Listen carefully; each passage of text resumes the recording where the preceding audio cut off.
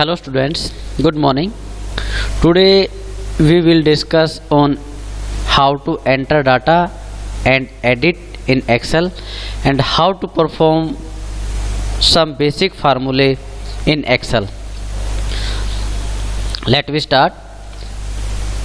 Excel को start करने के लिए आपको पता है स्टार्ट बटन पे क्लिक करना है। ऑल प्रोग्राम्स के अंदर हमको मिलेगा एक माइक्रोसॉफ्ट ऑफिस और इसके अंदर आपको मिलेगा माइक्रोसॉफ्ट एक्सेल 2010। और जैसे ही हम एक्सेल को ओपन करते हैं तो बाय डिफ़ॉल्ट हमको 3 शीट्स मिलती है। हमको यहाँ पे जो वर्कशीट है या स्प्रेडशीट होती है हमको बाय डिफ़ॉल्ट 3 शीट यहाँ मिलती हैं। अगर और इनको इंसर्ट करानी है शीट तो हम यहाँ पे क्लिक कर सकते हैं। तो जितने भी यहाँ क्लिक करते जाएंगे उतनी ही शीट हमारे पास इंसर्ट होती चली जाएंगी। तो सबसे पहले कोई भी एक रिकॉर्ड फीड करके देखते हैं, उसके बाद उसको एडजस्ट कैसे करेंगे, किस तरह से उसका लुक बनाएंगे, वो सभी वर्क हम यहाँ पे करेंगे। तो सबसे पहले एक नॉर्मल सी टेबल मैं क्रिएट करता हूँ यहाँ पे, जिसके अंदर हम कुछ नेम रखेंगे, सब्जेक्ट के मार्क्स रखेंगे और उनका एडिशन वगैरह कराएंगे। तो सबसे पहले जैसे मैंने कॉलम लिया रोल नंबर, उसके बाद नेम, उसके बाद इंग्लिश, उसके बाद हिंदी, उसके बाद मैथ्स, सोशल साइंस, उसके बाद साइंस, उसके बाद टोटल। अब इनके अंदर हमको रिकॉर्ड फीड कराना है। जैसे रोल नंबर है 1, उसके बाद 2 और कंटिन्यू अगर ये हैं हम तो पता है हम इनको दोनों को सिलेक्ट करके और इनको ड्रैग एंड ड्रॉप की हेल्प से कर सकते हैं। ओके, तो हमको सारे रिकॉर्ड जो है लिखने नहीं पड़ेंगे, वो अपने आप ऑटोमेटिक आ जाते हैं। उसके बाद जैसे कुछ नेम लिख लेते हैं।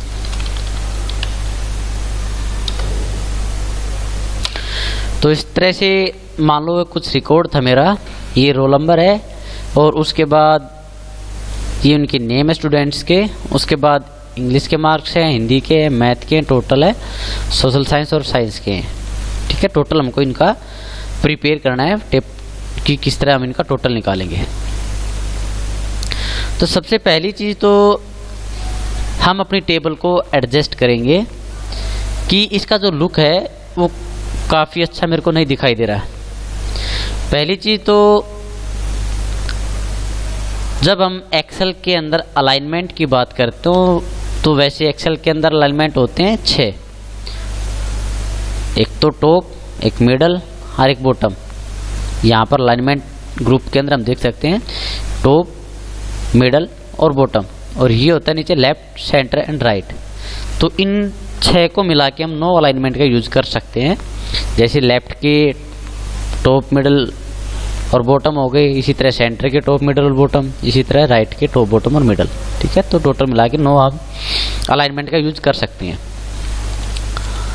तो सबसे पहले जो बाय डिफ़ॉल्ट अलाइनमेंट होता है एक्सेल का, जब भी हम कोई अल्फ़ाबेट ABCD वगैरह लिखते हैं इसके अंदर, तो बाय डिफ़ॉल्ट अलाइनमेंट क्या होता है कि आपका जो टेक्स्ट होगा उसका बाय डिफ़ॉल्ट अलाइनमेंट होता है लेफ्ट, और जब भी कोई न्यूमेरिक वैल्यू हम डालते हैं तो उसका होता है राइट। और इसी के मतलब यही एक कारण है कि इसका लुक हमको थोड़ा सा अच्छा नहीं दिखाई दे रहा है। सबसे पहले तो एक बार जो एक्स्ट्रा स्पेस है हम उनको रिमूव करा लेते हैं। जैसे कि रोल नंबर, अब रोल नंबर के लिए हमको इतने स्पेस की ज़रूरत नहीं है, तो हम इसको एडजस्ट कराएंगे कि जो रोल नंबर है उस कॉलम की विड्थ को थोड़ा कम कर देते हैं, ताकि जब मैं प्रिंट कराऊँ डाटा तो अच्छा सा मेरा हो पाए। उसके बाद नेम है, नेम की कॉलम की विड्थ को हम थोड़ा बढ़ा देते हैं, क्योंकि नेम बड़ा भी हो सकता है। इसी तरह इंग्लिश है, इंग्लिश को भी हम थोड़ा सा एडजस्ट कर सकते हैं। इसी तरह अगर आप चाहो तो एक एक कॉलम की जो विड्थ है आप उसको सेट कर सकते हो। अगर आप एक साथ करना चाहो तो आप यहाँ से कॉलम को सिलेक्ट करोगे, उसके बाद दूसरा जो कॉलम है उसको भी यहाँ से कंट्रोल के साथ सिलेक्ट करोगे, मतलब कंट्रोल आपको प्रेस करना है। उसके बाद सोशल साइंस थोड़ा बड़ा वर्ड है, ये पूरा दिख नहीं रहा यहाँ पे, तो इसकी विड्थ हमको बढ़ानी पड़ेगी, तो इसको अभी सिलेक्ट नहीं करेंगे, साइंस को सिलेक्ट कर लेंगे, टोटल को। अब क्या है कि अब हम इन सभी की विड्थ को अगर हम एक की सेट करेंगे तो ऑटोमेटिक सबकी सेट हो जाएगी। ओके, इतने स्पेस की ही हमको नीड थी। अब सोशल साइंस क्यों है, क्योंकि यहाँ पर पूरा लिखा हुआ दिखाई नहीं दे रहा, वो क्योंकि दूसरी सेल के अंदर ऐसा लगता है कि वो दूसरी सेल के अंदर चला गया, लेकिन है वो इसी सेल के अंदर एडजस्ट। लेकिन उसके लिए क्या है, हमको थोड़ी सी इसकी विड्थ को बढ़ाना पड़ेगा ताकि कंप्लीट मेरे को ये शो हो जाए। ठीक है, उसके बाद साइंस को थोड़ा सा इंक्रीज कर लेते हैं। तो इस तरह से हम अपनी टेबल का जो लुक है थोड़ा सा एडजस्ट करेंगे। अब अगर ध्यान से देखो तो जो रोल नंबर है वो लेफ्ट साइड में, जो नंबर है 1 2 3 4 ये राइट साइड में, तो इनका लुक भी अच्छा सा नहीं दिखाई दे रहा है मेरे को। तो इसके लिए क्या करेंगे, सेलेक्ट करेंगे और इनका हम सेंटर अलाइनमेंट यूज कर लेंगे ताकि ये बीच में आए, लगे भी कि रोल नंबर है। नेम है क्योंकि सारे इस कॉलम के अंदर अल्फ़ाबेट है, तो ये वैसे भी अच्छे से सेट हुए हैं क्योंकि सारे लेफ्ट साइड से अलाइनमेंट है। ओके, उसके बाद इंग्लिश, इसी तरह इंग्लिश के लिए आप इन सब सब्जेक्ट के मार्क को हम जो सेंट्रल अलाइनमेंट है उसमें सेट कर लेंगे। ओके, क्योंकि दोनों में अल्फ़ाबेट का और नंबर का कम्बिनेशन है। एडिंग जो है वो अल्फ़ाबेट में है और जो इनके अंदर हमने वैल्यू डाल रखी है वो सारी है नंबर के अंदर, तो इसलिए इनका हमने एडजस्ट कर लिया सेंटर अलाइनमेंट। इसी तरह अब जब हम इसको प्रिंट निकालते हैं, जैसे शॉर्टकट की होती है कंट्रोल F2 प्रिंट प्रीव्यू, मतलब प्रिंट निकालने से पहले जब इसका व्यू देखते हैं तो देखो यहाँ पे हमको जो प्रिंट आएगा वो थोड़ा सा अच्छे से हमको शो नहीं होता है। क्यों? क्योंकि इसके अंदर हमको बॉर्डर वगैरह कुछ नहीं दिखाई देगा, ब्लैंक पेपर पे आपका ये डाटा आएगा। तो इसके लिए हम क्या कर लेते हैं, जितना डाटा हमारे पास है उसको एक बॉर्डर सेट कर लेते हैं ताकि प्रिंट टाइम पे उसका लुक अच्छा लगे थोड़ा सा। तो इसके लिए बॉर्डर में आपको क्या करना है कि आप फॉन्ट जो आपका ग्रुप है होम टैब के अंदर ही यहाँ पे आपको ये बॉर्डर मिलेगा और यहाँ से आपको अप्लाई करना ऑल बॉर्डर। इससे क्या हो जाता है कि जो आपने सेलेक्ट किया था उस सब पे बॉर्डर लग जाता है। अब इसका प्रीव्यू देखेंगे कंट्रोल F2 से, तो देखो यहाँ पर इस तरह मेरा प्रिंट निकलेगा जो कि एक अच्छे लुक में होगा। ओके, उसके बाद मान लो ये तो मैंने एडिट जो डाटा था वो तो एंटर करा दिया। अब इसके अंदर कुछ एडिटिंग थी, और एडिटिंग क्या थी कि जो फर्स्ट रोल नंबर है उसका नाम अंकित कुमार था, अंकित अकेला नहीं था। तो जैसे ही हम इस पर राइट करने जाते हैं, हम चाहें यहाँ पर अंकित तो लिखा ही हुआ है, कुमार और लिख दें, तो जैसे ही आप ऐसे प्रेस करोगे तो केवल कुमार लिखा जाएगा, जो अंकित है वो हो जाएगा ओवर राइट, कि वो वर्ड खत्म हो जाएगा। लेकिन आपको तो अंकित या तो आपको दोबारा लिखना पड़ेगा अब सारा ही, और नहीं तो आप एडिट भी करा सकते थे। और एडिट कराने के लिए आपको क्या करना है, उस सेल पे आपको डबल क्लिक करना है। जैसे अनिल, अनिल के साथ कुमार हमको लगाना है, तो यहाँ पे आप डबल क्लिक कर दो, और डबल क्लिक करते ही आपके पास ये कर्सर, या इसको आई बीम बोलते हैं, आई और हाइफन लगा के BEAM, आई बीम, तो इसको आई बीम भी बोलते हैं। ये डाटा एडिट कराने का काम करता है। तो यहाँ पे डबल क्लिक करने के बाद ये आई बीम आता है और यहाँ पे हम डायरेक्ट ऐड कर सकते हैं, जैसे अनिल कुमार। इसी तरह से आपको कोई भी डाटा सेलेक्ट करना हो और उसको कुछ एडिट आपको उसी के अंदर करना हो, पूरा रिमूव ना करके, दोबारा ना लिख के, तो आप क्या करोगे, डबल क्लिक करोगे या तो, और नहीं तो जिस सेल को आप सेलेक्ट करते हो, जैसे नवीन कुमार, अब नवीन कुमार आप या तो यहाँ पे डबल क्लिक करके कुमार लिख सकते हो, नहीं तो हम फार्मूला बार के अंदर जाएंगे और यहाँ लास्ट में क्लिक कर देंगे, तो यहाँ भी हमारा कर्सर आ जाता है। तो यहाँ से भी हम इसको ऐड करा सकते हैं, नवीन कुमार। ओके, तो यहाँ से भी हम इसको ऐड करा सकते हैं। ओके, उसके बाद क्योंकि जो फर्स्ट रो है मेरी वो एज ए हेडिंग है, तो हम इसको बोल्ड कर लेते हैं ताकि ये थोड़ा सा अच्छा से मेरे को दिखाई दे। और बोल्ड करने के बाद आपको पता है थोड़ा सा टेक्स्ट फैल जाता है, तो इनकी विड्थ थोड़ी सी और इंक्रीज कर लेते हैं। ओके, तो इस तरह से हम अपना डाटा सेट करेंगे। अब बात आती है फार्मूले की।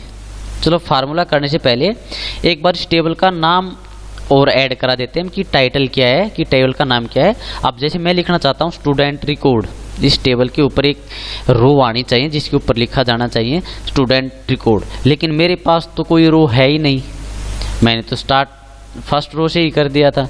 तो इसके दो तरीके हैं, या तो आप अपनी पूरी टेबल को सिलेक्ट कर लो और सिलेक्ट करने के बाद आपको पता है जब ये मूव पॉइंटर हमारा क्रिएट होता है तो हम इसको पकड़ के नीचे शिफ्ट करा सकते हैं, तो पूरी टेबल हमारी नीचे शिफ्ट हो जाएगी और एक रो जो है हमको यहाँ पे ब्लैंक मिल जाता है, खाली मिल जाता है। या तो ये तरीका है, या फिर आप एक काम कर सकते हो, आपको जहाँ पे एक नई रो इंसर्ट करानी है आप वहाँ कर्सर रखो, अपना सेलेक्ट करो उस रो को, और यहाँ पे आपको सेल्स ग्रुप के अंदर इंसर्ट ऑप्शन मिलेगा, इसके अंदर आप कर सकते हो इंसर्ट शीट रो, कि आपको एक रो इंसर्ट करानी है तो आप यहाँ पर भी क्लिक कर सकते हो। तो क्या होता है कि आपका जो डाटा है ऑटोमेटिक नीचे शिफ्ट हो जाता है।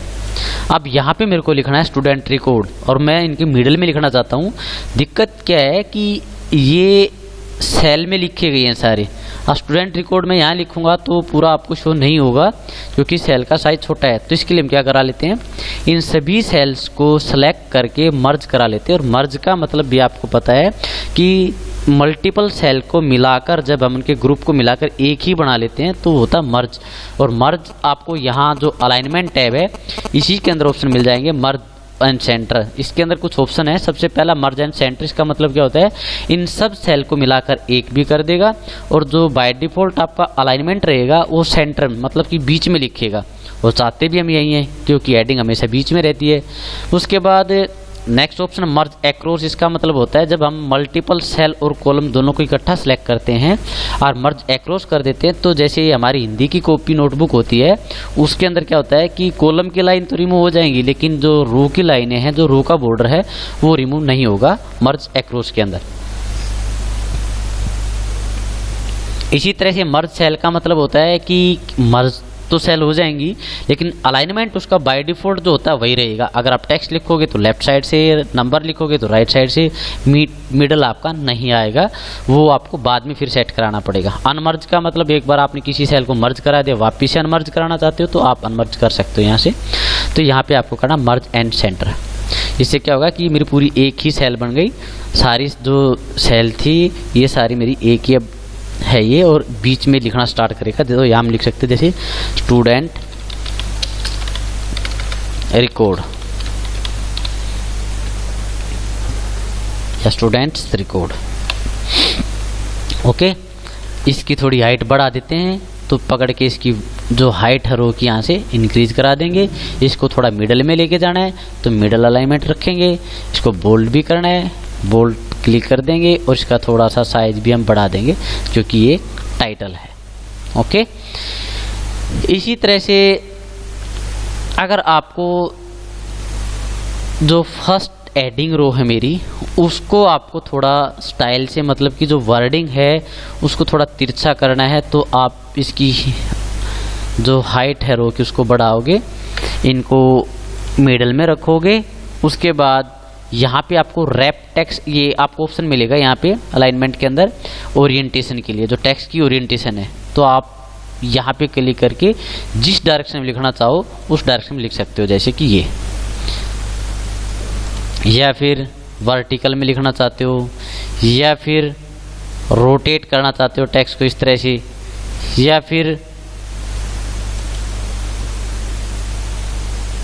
इस तरह से इनको लिखना चाहते हो, या इनको दोबारा वैसा ही करना है जैसे ये थे, तो अब इसके लिए आपको यूज करना पड़ेगा फॉर्मेट सेल अलाइनमेंट। उसके बाद ये जो रेड कलर होता है यहाँ पे टेक्स्ट की, उसके डायरेक्शन आप जिस डिग्री पे इसको घुमाना चाहो उस डिग्री पे उसको छोड़ सकते हो। तो मेरे को बिल्कुल सीधे ही चाहिए तो यहाँ पे इसको सेट करेंगे एंड ओके, तो इससे वापिस से आपकी उसी तरह से सेट हो जाएंगे। इसके बाद बात करते हैं एक बार फार्मूलों के बारे में।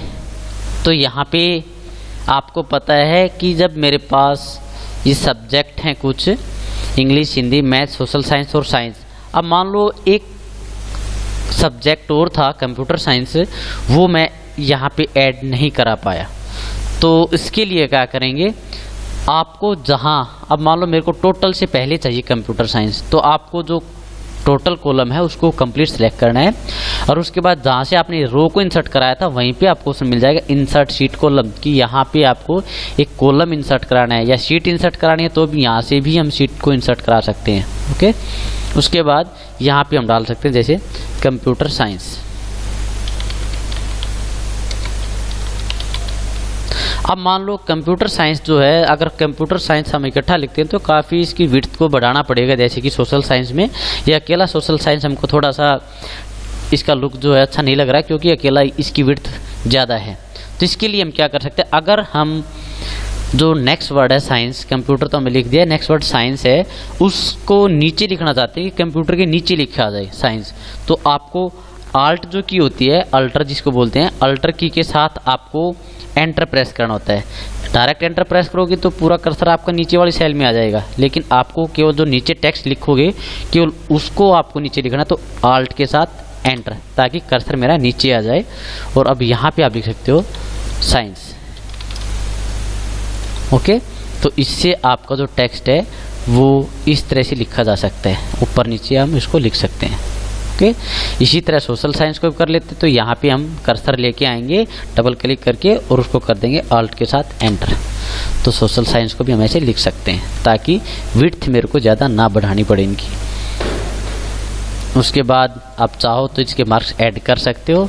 अगर आपको इसको डिलीट करना है तो आप इसको वापस से वहीं पे सिलेक्ट करोगे। अब की बार इंसर्ट जहाँ पे था आपका, अब यहीं पे डिलीट के ऑप्शन मिलते हैं, फिर डिलीट शीट कॉलम, आपको ये कॉलम डिलीट कराना है। ओके, तो ये चाहो तो आप इंसर्ट करा लो, चाहो तो आप इसको डिलीट करा सकते हो।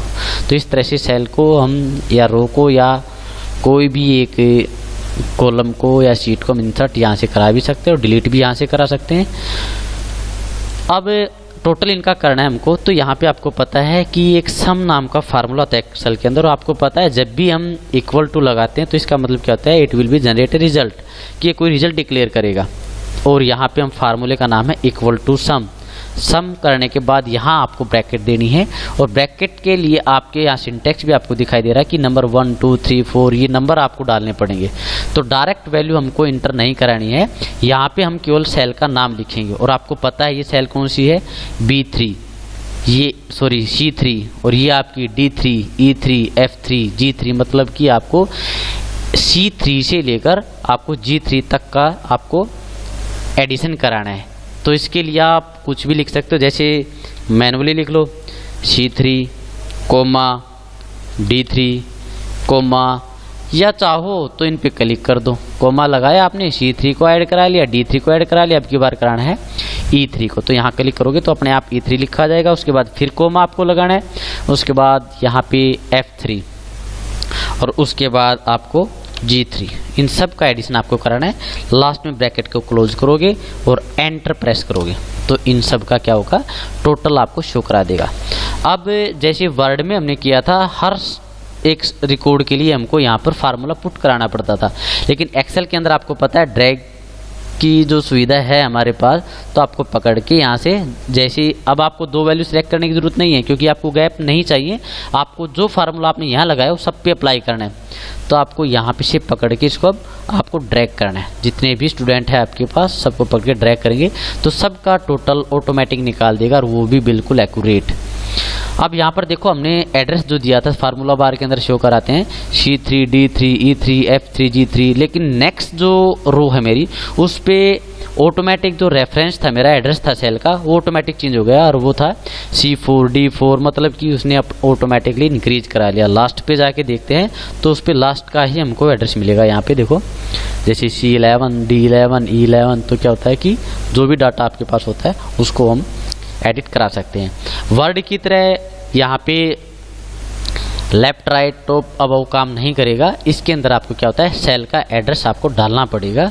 तो एक तो तरीका ये था कि आप C3 D3 इस तरह से एक एक वैल्यू डाल सकते हो, और नहीं तो हमको पता है कि मेरे पास सारी वैल्यू लगातार थी, तो हम ये भी यूज कर सकते हैं एक रेंज इक्वल टू सम, और यहाँ पे आपको पता है कि C3 से लेकर, और रेंज के लिए आपको पता है कोलन लगाते हैं हम शिफ्ट के साथ, और कहाँ तक आपका कंटिन्यू डाटा है G3 तक, तो यहाँ पर भी आप एंटर कर सकते हो, तो भी आपका जो डाटा है, जो रिजल्ट है वो आपका वो सेम रहेगा।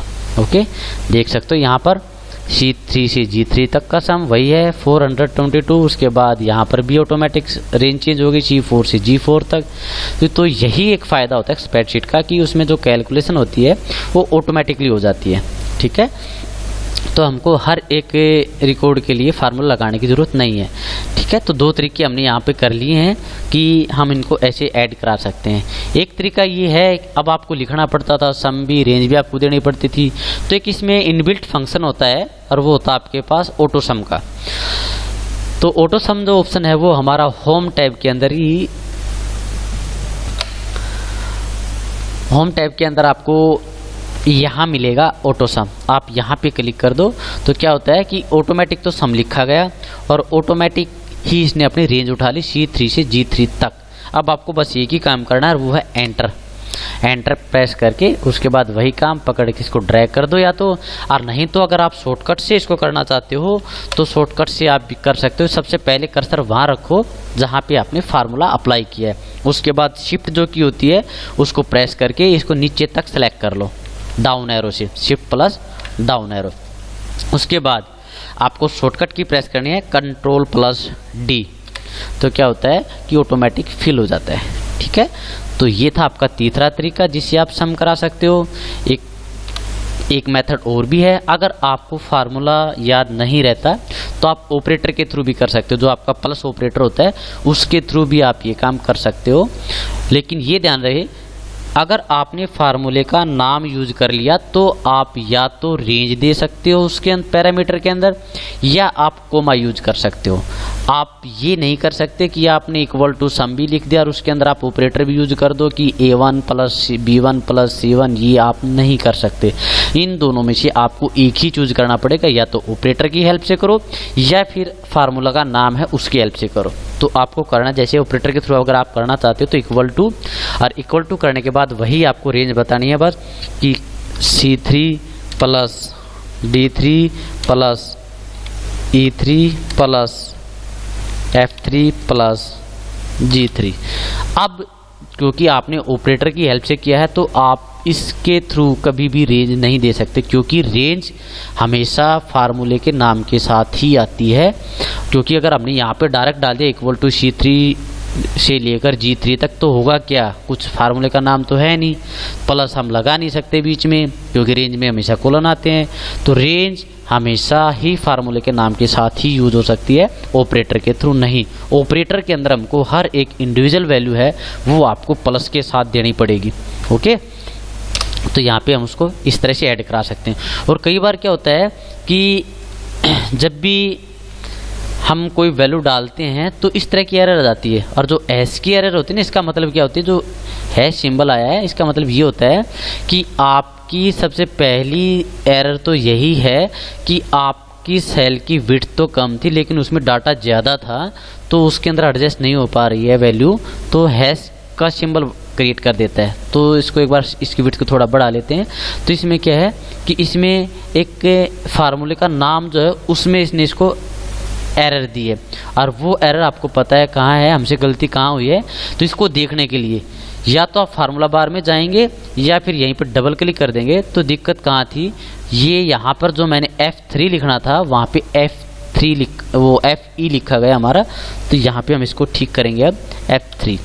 एक चीज़ का और ध्यान रखना, अगर आपका फार्मूले के अंदर कर्सर कहीं और है और आपने कहीं और सेल पे क्लिक कर दिया तो क्या होता है कि वो आपकी उसी रेंज को उठा लेता है। तो ये ध्यान रखना, जब भी आप एंटर करो तो आपका कर्सर आपके फार्मूले के लास्ट में होना चाहिए, तब आप एंटर करोगे। ओके, नहीं तो देखो गड़बड़ हो जाती है। अब पहले तो एक बार इसको ड्रैग करके देखते कि काम सब पे करेगा कि नहीं करेगा। हमने इसको ड्रैग किया तो सब पे वही फार्मूला ऑटोमेटिक अप्लाई हो जाता है। देख लो किसी भी सेल पे जाके एड्रेस हम देख सकते हैं, या डबल क्लिक करके देख लो अपना फार्मूला क्या अप्लाई हुआ। यहाँ पे automatic C6 plus D6 plus E6 F6 और G6 अपने आप ही हो जाते हैं। ठीक है, तो मैंने आपको कहा था कि आप जब भी, और अक्सर आपके साथ ही प्रॉब्लम आएगी, मान लो मैंने फार्मूले की हेल्प से किया था, सम नाम के फार्मूले की हेल्प से, तो अक्सर आपके पास ये प्रॉब्लम आएगी कि आपने सम लिख दिया, उसके बाद मान लो आपने ये रेंज दे दी, इसको पकड़ के सिलेक्ट कर दिया, तो ऐसे भी हम रेंज दे सकते हैं और एंटर आपने कर दिया। उसके बाद मैंने कहा था कि फार्मूला अगर आपको यहीं पे शो कराना है तो डबल क्लिक करोगे और कर्सर जो है आपका मान लो यहाँ पे है और आपने गलती से कहीं और क्लिक कर दिया तो देखो रेंज चेंज हो गई, यहाँ पे जो सेल आपने दी वो रेंज चेंज हो जाती है। तो इस चीज़ को हमेशा ध्यान रखना कि जब आप उस फार्मूले को रिलीव करना चाहते हो तो कर्सर आपका लास्ट में हो या फिर फार्मूला बार के लास्ट में रख लो, ठीक है। तो यहाँ पे जितनी भी सेल पे हम जाते जाएंगे, यहाँ पर जहाँ मेरा कर्सर था देखो ऑटोमेटिक रेंज जो मेरी वो चेंज होती जा रही है, ठीक है। तो आप इसको रिमूव करोगे वापिस से, वही रखना आपको, और कर्सर आपका लास्ट में जो ब्रैशेज है इससे बाहर होना चाहिए, तभी आप एंटर करोगे। या तो यहाँ रख दो और नहीं तो फार्मूला बार के ऊपर जाके आप लास्ट में जाके इसको यहाँ पर भी एंटर करा सकते हो, ओके। और उसको पकड़ के हम ड्रैग कर सकते हैं, ठीक है। इसी के साथ जैसे मैं चाहता हूँ एवरेज और शो करानी है मेरे को इन सभी सब्जेक्ट की, तो यहाँ पे एक कॉलम और ऐड करा लेते हैं, या लास्ट में ये चाहिए ऐड कराने की जरूरत नहीं है, तो यहीं पे हम लिख देंगे एवरेज। और एवरेज लिखने के बाद आपको इस पे भी बॉर्डर अप्लाई करना है, तो आप इस कॉलम को सिलेक्ट करोगे और यहाँ पर इसको बॉर्डर पे क्लिक कर दोगे तो इसका भी क्या होता है कि बॉर्डर अपने आप आ जाता है। एवरेज निकालने का फार्मूला जो होता है वो एक्सेल में ये होता है कि AVERAGE एवरेज आपको कंप्लीट लिखना पड़ेगा और उसके बाद जो इसकी पेरेंथीज हैं उनके अंदर आपको वैल्यू डालनी पड़ेगी सब्जेक्ट की, क्योंकि हमको अपने सब्जेक्ट की एवरेज निकालनी है, टोटल की नहीं। टोटल के साथ करनी है तो टोटल को डिवाइड कर देंगे जितने सब्जेक्ट हैं तो भी कर सकते हैं, नहीं तो एवरेज का फार्मूला आप केवल सब्जेक्ट बता दो कि English, Hindi, math, social science और साइंस की मेरे को एवरेज निकालनी है, तो सेम रेंज हम इसके अंदर देंगे कि एवरेज C3 से लेकर G3 तक की एवरेज निकाल दे और एंटर कर देंगे तो क्या होता है हमको एवरेज शो करा देगा। इसी तरह से इस डाटा को भी हमको पकड़ के ड्रैग करना है और इसको भी अलाइनमेंट एक बार सेट कर लेते इसका अलाइनमेंट। और तो एक तो तरीका मेरे पास ये था कि एवरेज मैंने लिखा, C3 से G3 तक रेंज दे दी, या फिर दूसरा तरीका क्या है आपको पता है एवरेज का एक फार्मूला होता है कि जितने भी जो नंबर हैं, जो भी वैल्यू है हमारे पास गेट हमने की है, तो हम क्या करते हैं उसको get divide by number of subject, मतलब सब्जेक्ट कितने हैं मेरे पास यहाँ पर, English, Hindi, math, social science 5 subject मेरे पास हैं और टोटल मार्क्स आपने जो गेट किए हैं वो आपके H3 के अंदर हैं।